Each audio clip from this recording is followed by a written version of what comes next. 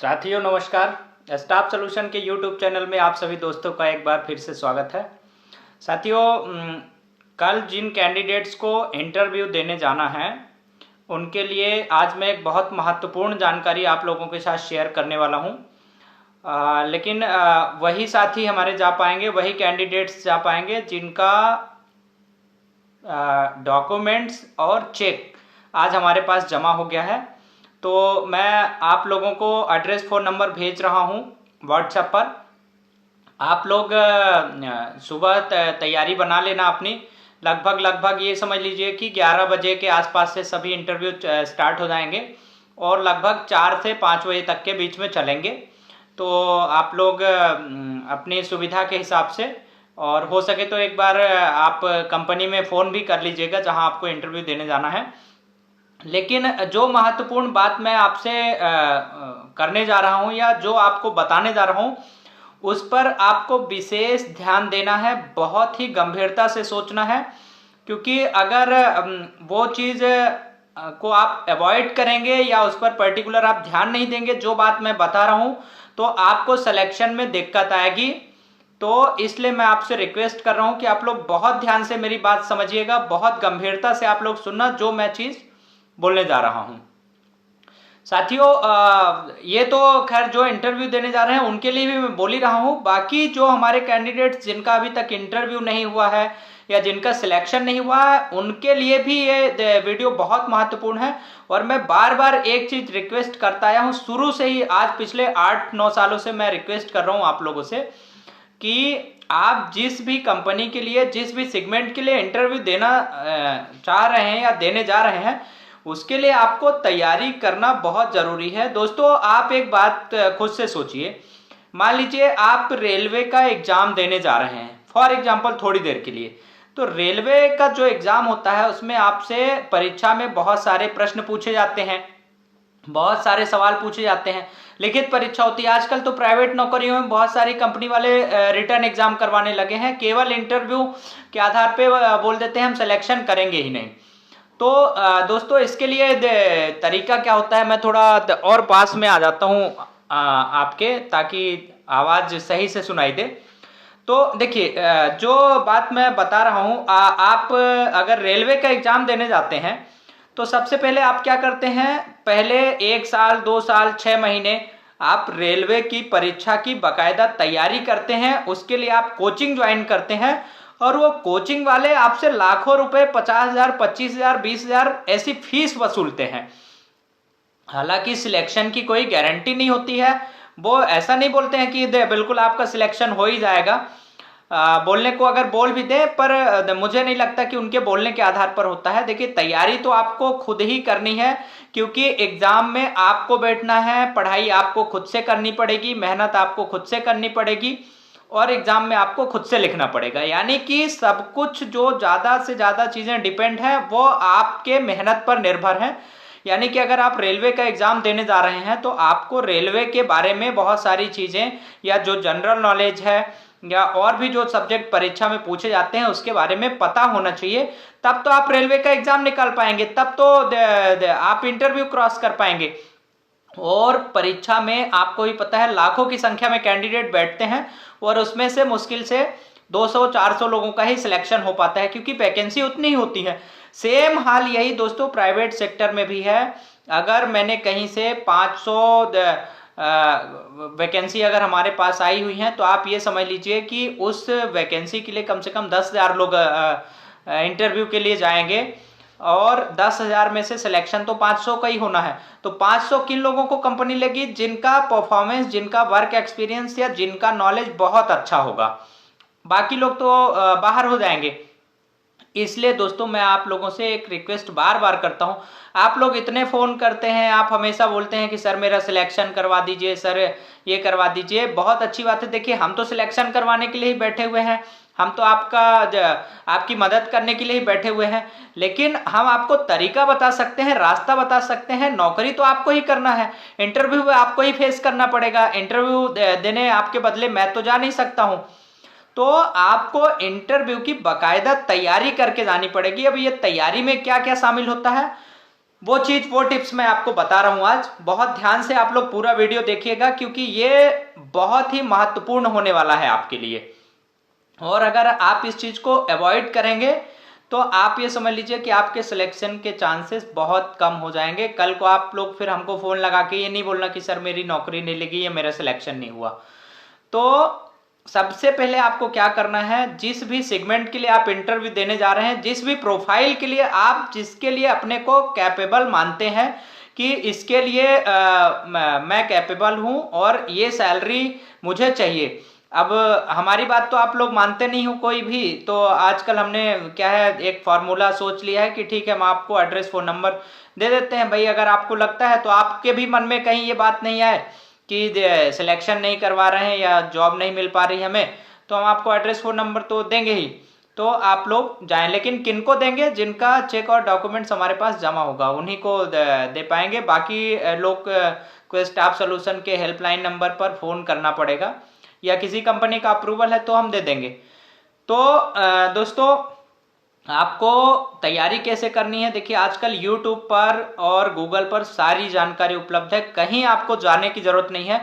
For example, जैसे मान लीजिए आप किसी इंडस्ट्री में इंटरव्यू देने जा रहे हैं और वहां पर मान लीजिए कोई प्लास्टिक की चेयर वगैरह या और भी कुछ सामान बनता है, तो आपको क्या करना है कि नॉर्मली यूट्यूब पर ये चीज़ें सर्च करनी है कि भाई प्लास्टिक कितने प्रकार की होती है, प्लास्टिक से क्या क्या सामान बनाया जाता है, उसका आयात निर्यात कहाँ से होता है, प्लास्टिक का रॉ मटेरियल कहाँ से आता है, फिर उसकी मैन्युफैक्चरिंग कैसे होती है, उसमें मशीनें कौन कौन सी होती हैं। अच्छा, अब देखिए इसके अंदर क्या होगा, प्रोफाइल भी होती है। ये नॉलेज आपको कब काम आएगा, जब आप इंडस्ट्री के अंदर किसी टेक्निकल काम के लिए जा रहे हैं या किसी बड़ी प्रोफाइल के लिए। अब फॉर एग्जांपल, अगर मान लीजिए आप अकाउंटिंग के लिए इंटरव्यू देने जा रहे हैं, तो अकाउंटिंग हालांकि एक बड़ी पोस्ट होती है, उसमें अगर आपने काम किया है तभी सिलेक्शन हो पाता है। लेकिन जो नॉर्मल प्रोफाइल के लिए, फॉर एग्जांपल आप टेलीकॉलर के लिए जा रहे हैं, सेल्स मार्केटिंग या ऑफिस मैनेज करने के लिए, यानी कि ऑफिस असिस्टेंट के लिए आप जा रहे हैं, तो आपको उस इंडस्ट्री के बारे में बेसिक चीज़ें यूट्यूब पर देखनी है, बेसिक चीज़ें आपको पढ़ना है, समझना है कि वो इंडस्ट्री के अंदर काम कैसे होता है, क्या काम होता है। क्योंकि यही सवाल आपसे इंडस्ट्री में जब आप इंटरव्यू के लिए जाएंगे तो यही सारे सवाल आपसे पूछे जाएंगे। अब हमारे बहुत सारे साथी क्या करते हैं, बहुत सारे कैंडिडेट्स मैंने देखा है, हमारे पास हजारों रिज्यूमे रोज आते हैं, तो उसमें हमने देखा है बंदों का एक्सपीरियंस कैसे होता है कैंडिडेट्स का, कि उसमें लिख देंगे कि सर मैंने 5 साल मीडिया लाइन में काम किया है, 2 साल कंस्ट्रक्शन में किया है, 1 साल वोडाफोन में किया है, 1 साल फर्नीचर में किया है, 2 साल होटल इंडस्ट्री में किया है, 1 साल हॉस्पिटल में किया है। अब भैया मैं आप लोगों से ये सवाल पूछना चाहता हूं, इससे क्या साबित हुआ? जो भी कंपनी वाला आपका रिज्यूमे देखेगा तो वो बोलेगा ये बिन पेंदी का लोटा है, यानी कि कहीं भी जहां जिस तरफ ढलान मिलेगा उसी तरफ लुढ़क जाएगा। यानी आपने उसमें एक्सपीरियंस डाल के रखा है 10 साल, लेकिन आपका एक्सपीरियंस वहां पे काउंट हो गया 0। अब ये बात मैं कैसे बोल रहा हूं, आप ये भी सवाल, क्योंकि कंपनी सीधे तौर पे वो एम्प्लॉय चाहती है जिन्होंने एक इंडस्ट्री में ही लगातार काम किया हो। एक इंडस्ट्री से मेरा मतलब है कि अगर आप रियल एस्टेट में काम कर रहे हैं, कंस्ट्रक्शन लाइन में, तो आप कंपनी चाहे जितनी चेंज की हो, कि भाई आपने 2 साल सागर ग्रुप में कर लिया, 1 साल चिनार में कर लिया, 2 साल मिनाल में कर लिया, ये चलेगा। लेकिन आप कंस्ट्रक्शन लाइन में काम कर रहे थे, फिर आप चले गए वोडाफोन में, फिर चले गए फर्नीचर में, फिर चले गए हॉस्पिटल में, होटल में, यानी कि मैंने एक जो सीधी भाषा में बोला, बिन पेंदी का लोटा, यानी जिधर ढलान मिली उधर लुढ़क गए। कि फर्नीचर वाले ने बोला कितनी सैलरी मिलती है कंस्ट्रक्शन, बोले 10,000, बोले मैं 15 दूंगा, आ जाओ। आप 15 की तरफ भग गए। फिर थोड़े दिन बाद वोडाफोन से फोन आ गया कि भैया वहाँ कितनी सैलरी मिलती है, बोले सर 15 मिल रही है। बोले ठीक है, एक काम करो हमारे पास आ जाओ, 12 में बेसिक दूंगा और बाकी इंसेंटिव दे दूंगा। तो आप लोग वहां पहुंच गए। इससे क्या हुआ, आपने फायदा नहीं किया, अपना नुकसान कर लिया। जब भी कोई कंपनी के पास हम आपका रिज्यूमे भेजते हैं या फॉरवर्ड करते हैं, मेल करते हैं, कंपनी का सीधा कहना होता है कि सर ये बंदे ने तो क्या है 10 तरह की कंपनी में काम किया हो, यानी इसका कोई ठिकाना ही नहीं रहा एक इंडस्ट्री के अंदर। तो दोस्तों सीधी चीज आप समझ लीजिए कि आप जिस भी सेगमेंट के लिए इंटरव्यू देने जा रहे हैं, अगर आप पर्टिकुलर एक सेगमेंट में काम कर रहे हैं, तब तो आपकी वैल्यू होनी है। अगर आप बार बार सेगमेंट चेंज करेंगे, बार बार अपना कार्य क्षेत्र बदलेंगे, तो आपकी वैल्यू और आपका एक्सपीरियंस जीरो काउंट किया जाता है किसी भी कंपनी के अंदर। ये बहुत महत्वपूर्ण चीज है, इसको आप विशेष तौर पर नोट करके रखें अपने पास कि जब भी आप किसी इंडस्ट्री में, अब देखिए इसका तरीका मैं बता दे रहा हूं कि करना कैसे है। चलिए ठीक है, अब जो काम आपने कर लिया या जो एक्सपीरियंस आपने ले लिया उसको तो हम वो नहीं कर सकते, पर अब इसका तरीका बता दे रहा हूं। अभी फिलहाल मान लीजिए अगर आप रियल एस्टेट कंपनी के अंदर या कंस्ट्रक्शन के अंदर इंटरव्यू देने के लिए जाना चाह रहे हैं, तो आपको क्या करना है, आप तो कुछ मत करो, यूट्यूब पर वीडियो देख लो, गूगल से जानकारी ले लो, पेपर मैगजीन्स पढ़ लो, कुछ भी कर लो, 1 दिन 2 दिन 3 दिन, कम से कम बेसिक जानकारी जो होती है किसी भी सेगमेंट के बारे में, उतना तो कम से कम आपको पता होना ही चाहिए। क्योंकि टेक्निकल सवाल जब इंटरनल क्वेश्चन आपसे कंपनी वाले पूछेंगे, वहां आप अटक जाओगे, वहां आप फंस जाओगे, जवाब ही नहीं दे पाओगे। अब एक्सपीरियंस तो ठीक है, रिज्यूमे में आपने लिखवा लिया 8 साल 6 साल, पर कंपनी का सवाल तो इतना होगा ना कि भाई आपने 8 साल 6 साल काम किया हो तो क्या सीखा आपने वहां पर।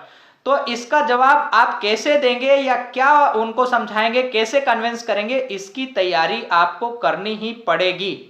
और इसकी तैयारी स्टाफ सॉल्यूशन फ्री में करवाता है, तो आप लोग करने के लिए तैयार नहीं होते हो, बात मानते नहीं हो। जबकि स्टाफ सॉल्यूशन फ्री में ट्रेनिंग भी दे रहा, आपकी फीस भी भर रहा, आपको स्कॉलरशिप भी दे रहा, मकान भी दे रहा, मेडिकल भी दे रहा, बोनस भी दे रहा, बच्चों की फीस भी दे रहा है, रिटायरमेंट के बाद पेंशन भी दे रही स्टाफ सॉल्यूशन सर्विसेज।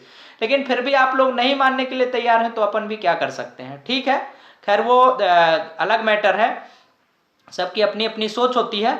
लेकिन आप लोगों को क्या करना है कि जो भी सेगमेंट के लिए, यानी जिस भी सेगमेंट के लिए आप जा रहे हैं इंटरव्यू देने, वो जो भी आप एक्सपीरियंस उसमें लिखवाएंगे, उससे संबंधित आप वीडियोस देख लेना, आप तैयारी कर लेना, यूट्यूब पर देख लेना या गूगल में देख लेना, कोई बुक मैगजीन जहां से भी आप नॉलेज ले सकते हैं, या कोई बंदा आपका मतलब कि फ्रेंड सर्कल में कोई अगर पर्सन उस सेगमेंट के अंदर काम कर चुका है पहले या काम कर रहा है, उससे आप सामान्य जानकारी ले लो कि भाई आप थोड़ा सा मेरे को इसके बारे में बता दो।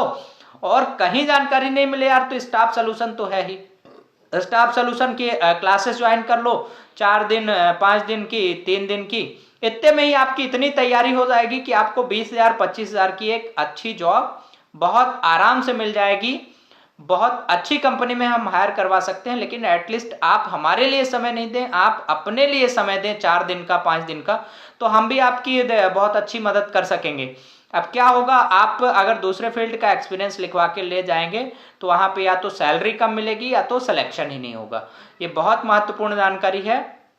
तो दोस्तों, जब भी आप किसी इंटरव्यू के लिए जाएं तो उसी सेगमेंट का एक्सपीरियंस लिखवाना है आपको। कंपनी आप कोई भी डाल दो, डीके ग्रुप, पीके ग्रुप, XYZ, कुछ भी लिख दो, कोई मतलब नहीं होता है। चलो अगर आपको लगता है बहुत बड़ी कंपनी है, भोपाल के हर कंपनी के बारे में उसको पता है, यार इंदौर का डाल दो, गुजरात का डाल दो, महाराष्ट्र का डाल दो, कहीं का भी डाल दो, हर जगह तो कोई कंपनी वाला पता करने जाएगा नहीं। और सबसे बड़ी बात क्या होगी, जब आपसे टेक्निकल क्वेश्चन पूछे जाएंगे, इंटरनल प्रश्न पूछे जाएंगे, उसकी जानकारी अगर आपने दे दी कंपनी वाले को, उसके बारे में अगर आपने कंपनी वाले को बता दिया, HR को या जो वहां पर आपका इंटरव्यू कर रहा है बंदा, उसको अगर आपने सेटिस्फाई कर दिया बढ़िया से, तो वो आगे आपसे बहुत ज्यादा सवाल ही नहीं करेगा। वेरिफिकेशन इतना करने का उसके पास टाइम नहीं है, क्योंकि ये इंडिया है यार, ऑस्ट्रेलिया तो है नहीं कि रिज्यूम में गलत जानकारी दे दोगे तो वहां तो क्या है, जेल हो जाती है। अगर प्राइवेट नौकरी में भी आप जा रहे हो इंटरव्यू देने और आपने अपने रिज्यूमे में गलत इन्फॉर्मेशन डाल दी, तो ऑस्ट्रेलिया में मिनिमम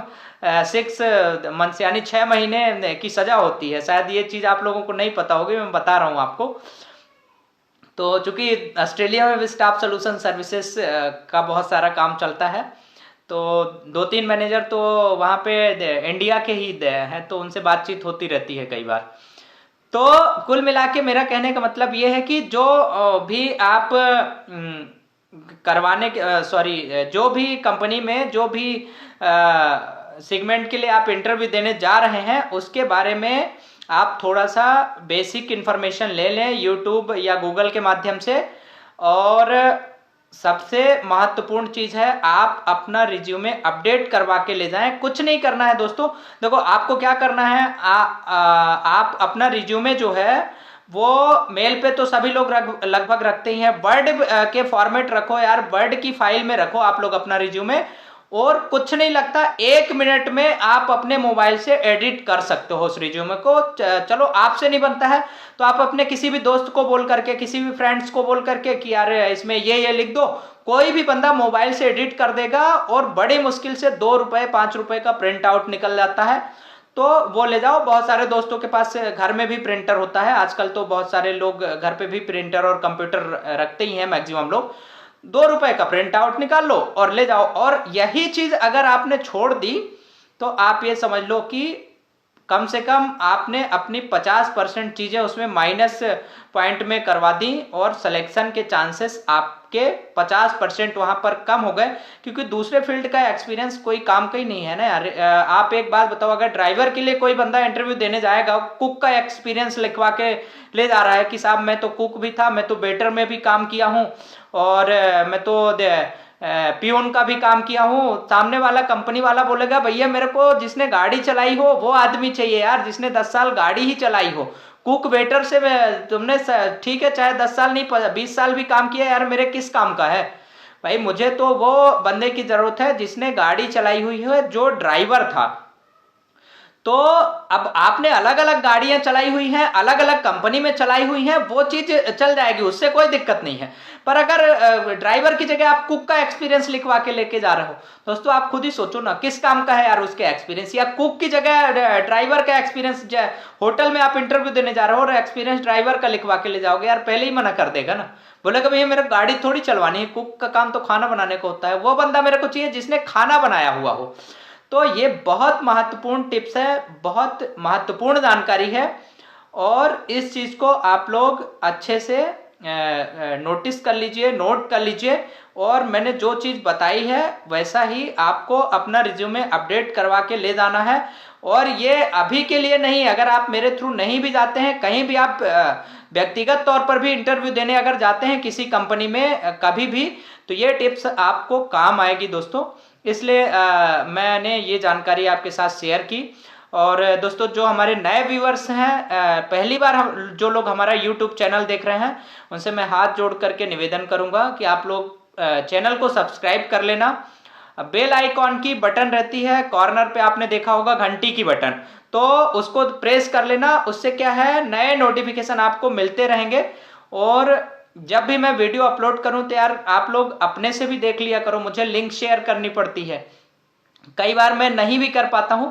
और प्लीज दोस्तों आप लोग वीडियो को शेयर कर दिया करो, जितने ज्यादा से ज्यादा लोगों को आप शेयर करोगे तो उतने ज्यादा से ज्यादा लोग जुड़ते जाएंगे। हम आपके साथ रात दिन कंधे से कंधा मिलाकर के खड़े हैं, आप लोग बिल्कुल चिंता मत करना। मैं बहुत जल्द ही एक एनजीओ भी बनाने वाला हूं। और एक आप ऐसा समझ लीजिए कि चाहे वो आप उसको पॉलिटिकल पार्टी बोल लीजिए, जो बोल लीजिए, यानी कि सरकार से अपनी बात मनवाने के लिए। देखिए एजुकेशन सिस्टम तो जिम्मेदार है ही, लेकिन सरकार की पॉलिसीज भी जिम्मेदार हैं। बेरोजगारी जिस कदर बढ़ रही है देश के अंदर, उसके लिए कहीं ना कहीं सरकार की भी जिम्मेदारी बनती है। सरकार की बहुत सारी नीतियां ऐसी हैं जिनका प्रशासनिक अधिकारी अमल ही नहीं करते हैं, शासन के निर्देशों का पालन ही नहीं करते हैं। इसलिए क्या है, हम आपके लिए एक बहुत ही जल्द एक ऐसी समिति बनाएंगे, ऐसा एनजीओ बनाएंगे जिसके माध्यम से हम सरकार के सामने अपनी मांगे रखेंगे। तो आप लोगों से मुझे सहयोग की अपेक्षा रहेगी। और मैं उम्मीद करता हूं कि जैसे अभी तक आप लोगों ने इतने सालों से अपना सहयोग दिया है, वैसे ही आप सभी लोग आगे अपना सहयोग देते रहेंगे। तो दोस्तों चलिए अब अपन मिलते हैं अगली वीडियो में एक नई जानकारी के साथ। तब तक आप लोग अपना ख्याल रखिए और कल इंटरव्यू के लिए तैयारी कर लीजिए। मैं एड्रेस फ़ोन नंबर, जिनका चेक वगैरह जमा है उनको मैं एड्रेस फ़ोन नंबर भेज रहा हूँ, और जिनके चेक वगैरह नहीं जमा है वो लोग कल फ़ोन करके अपना टाइम मुझसे ले सकते हैं कि कल चेक वगैरह कहाँ जमा हो गए, तो मैं आप लोगों को बता दूंगा।